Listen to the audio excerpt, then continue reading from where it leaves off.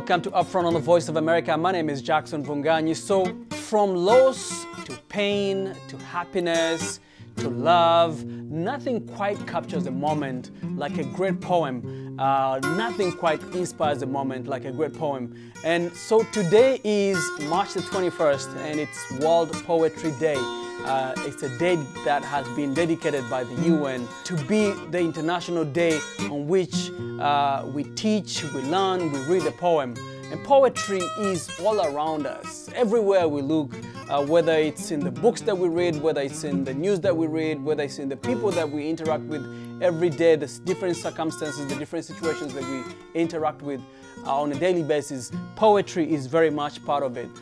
So on this day, declared by the UN in 1999, we want to encourage you to, pick a book of poetry, because I feel like in many ways, reading poetry is kind of a lost art form, and we need to encourage young readers to get into reading poetry. So I want to encourage you to read great African poets like Ndambuzo Marechera from Zimbabwe, Okot Bibitek from Uganda. Those were some of Africa's great poets who inspire a new generation of young poets from the continent and in the diaspora, like our next guest, Alakkuu, who is from East Africa, specifically from Somalia. Alakkuu talks to us about his new book of poetry titled Wet Grass Vanilla. In his book, Alakkuu explores the kind of experiences that one goes through when they're in love. Let's check it out. When I perform my spoken word, it could be anything from either love and heartbreak as well to domestic violence that people kind of just have, depression that people kind of feel. Spoken word poetry kind of just goes beyond the realm of what people are relating to. But in terms of my book, Wet Grass Vanilla, that's strictly love, heartbreak, and everything in between. So when you write and when you perform, are you in two different spaces mentally? Yeah, definitely. It's completely different art. And so what I realized is that, when you're performing poetry and you're watching people react to your spoken word, it's a feeling that you can't translate into writing a few lines of poetry and then giving that off to like Instagram seated by yourself on a table. Exactly. Or whatever it's very difficult, right? Like that feeling you get in an intimate crowd where they're reacting to you. It's incredible. You can't translate that into getting a bunch of likes on Instagram or Twitter. You just can't get that same feeling. Let's show our viewers what the book looks like. This is Wet Grass Vanilla. Let's talk about the title. That's a very interesting title, Wet Grass Vanilla. Definitely. That's what my dad says. That's a very interesting title. So when I was working on this book, I wanted the idea of love and heartbreak and everything in between that to kind of come out in a unique way. And so during this 2-year period of time, I was writing poems for this book, and I would realize two things. One was that people that were in love, quote unquote, because that's subjective, these people would walk around the idea of love like they're walking around wet grass. They were very meticulous. They were very careful. They were very tiptoey around the idea. They would not admit to you that they were feeling certain ways. That's one. So that's where wet grass comes from. Vanilla, as we know, is a substance that changes its form and color depending on the external factors applied onto it. And so what I wanted to symbolize with vanilla is that similarly, those types of people that were in love would feel certain things depending on their experiences acted upon love.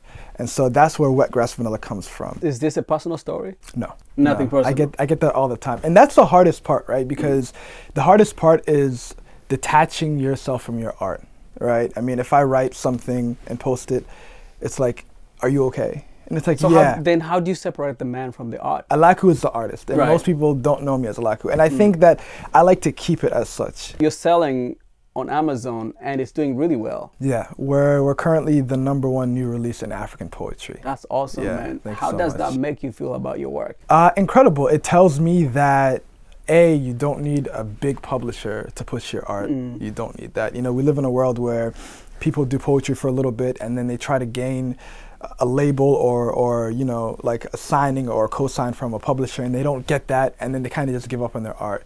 So you don't need a big publisher to distribute your work. You don't need that. If people feel impacted and related to your work and they enjoy it, it can spread farther than you could believe. So alhamdulillah, all praise due to God for that. Absolutely. Blessing. And now many people will say that they have, young people want to write, have ideas, but we need a publishing deal to be able to write. Now, as a person who has done it, what are some of the words of wisdom you would give to people who not let Tumblr or or Twitter or Instagram be your publisher. I think that should be your publisher. There's so many self-publishing tools out there. For sure. I mean, just start. I think we use that, especially as writers, as an excuse because we're kind of uncomfortable of just getting our work out there. The journey begins with just getting your work out there. It doesn't matter how many people react to it. If you really believe in your idea as a writer or any type of art form, just get it out there and do it consistently, and you'll find that people either relate to it. And if they don't, maybe you could pivot your art form, just try to improve it, and then you'll work from there. So that's what I would advise. Let's dive into the book. Talk to us about some of the things. So there are 5 chapters in the book. And again, from a high-level perspective, the book will take you through a journey of love, heartbreak, and then everything in between. So the first chapter is the chase. And I think that is the most relatable chapter in the sense that, a guy is chasing a girl that he loves and is just trying to get her attention. And so you have 8 to 10 poems of him trying to prove why he deserves her attention. Chapter 2 is the cuff. And at this point, everything is perfect for them. They're together. There are no problems. And if we lived in... The cuff, C-U-F-F, like handcuff? Yeah, the cuff, or cuff season. You've heard that before. And if we lived in, an imaginary world where everything was perfect, we would stop the book at chapter 2. Right there, exactly. But obviously, that's not the case. And so chapter 3 delves into the cracks, which is basically, things are slowly starting to fall apart. Chapter 4 is the darkest chapter. It's called the chaos, and that goes into a different realm. It takes you through a tunnel of just darkness of, why things don't work out, what's going on. In chapter 5, we left for interpretation because we felt like the idea of it could go left or right. It's called the calm. Chapter 5 is called the calm. You take your readers through this, the complexities of love. It's a complex process, and it's also very personal in nature. What is the calm? So I left that open for interpretation because there are 2 types of calm, right? It could be a good calm where you're over certain people or you're over certain things, and there could be a bad calm where you're necessarily not. And so at the book launch, I told people that I wanted to keep that open for them to read and make that judgment and conclusion to themselves. Why do you think this book is important to your generation? Oh man, so many reasons. So our generation, we live in a world right now where people don't have a huge appetite for longer pieces of work. And I've noticed that, and it's an unfortunate thing. And so what's really, really impactful now is trying to hit people with 3, 4, 5 lines of poetry, because the attention span is so small now. And what I've done with my work is you'll get maybe 3, 4, 5, maybe 8 maximum of lines of poetry, and that's it. And so that's one thing that I've noticed. Another thing is that with my work, it took me 2 years because I've tried to make double, triple meanings out of every poem. You'll find metaphors in there. We live in a world where anybody could label poetry anything. Right? The word poetry in itself is subjective, right? You have writers that might just write something and they're making poetry. And so I wanted to focus on not being mediocre, and I wanted it to hit you. I want every poem to hit you and to relate to you when you work. I guess my question I wanted to ask in terms of the importance of this book to young people, your generation, is when they talk about relationships, you talk about attention span, about the book being, I guess, also the size of the book and the poem, but also in general, the subject matter of the book about love and relationships. That's a good question. So there aren't many different types of materials that people our age could go to feel relatable to certain things that they're going through, whether it's love in a relationship or heartbreak in that same relationship.